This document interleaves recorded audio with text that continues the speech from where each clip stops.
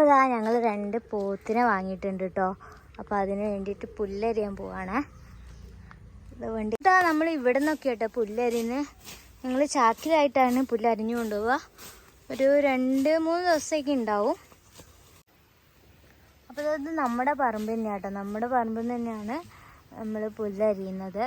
അപ്പം 2 ദിവസം ഞങ്ങൾ വയനാട്ടിലായതുകൊണ്ട് പുല്ല് കുറച്ച് സ്റ്റോക്ക് വെച്ചിട്ടുണ്ടായിരുന്നു. അപ്പോൾ അതൊക്കെ തീർന്നുകൊണ്ടാട്ടോ ഇപ്പോൾ വന്നേക്കുന്നത്. അപ്പോൾ ഇതാ നമ്മൾ അരിഞ്ഞു വെച്ച പുല്ലൊക്കെ ചാക്കിലേക്ക് നിറയ്ക്കുകയാണേ.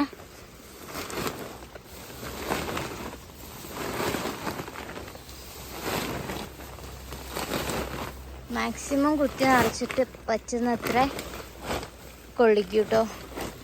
പുല്ലൊക്കെ അരിഞ്ഞ് വീട്ടിലെത്തിയിട്ടുണ്ട്. അവിടെ പുല്ല് ഇവിടെ കൊണ്ടിട്ടുണ്ട്. അതുപോലെ തന്നെ പൊത്ത് കുട്ടികൾ അവിടെ കിടക്കണ്ട കേട്ടോ.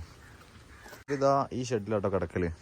ഇവിടെയാണ് കിടക്കാറുള്ളത്. അപ്പോൾ ഈ പറമ്പിലാണ് കെട്ടിയത് കേട്ടോ. വീടിൻ്റെ അടുത്തുള്ള ഒരു പറമ്പാണ്. അപ്പോൾ അവിടെയാണ് കെട്ടിയത്.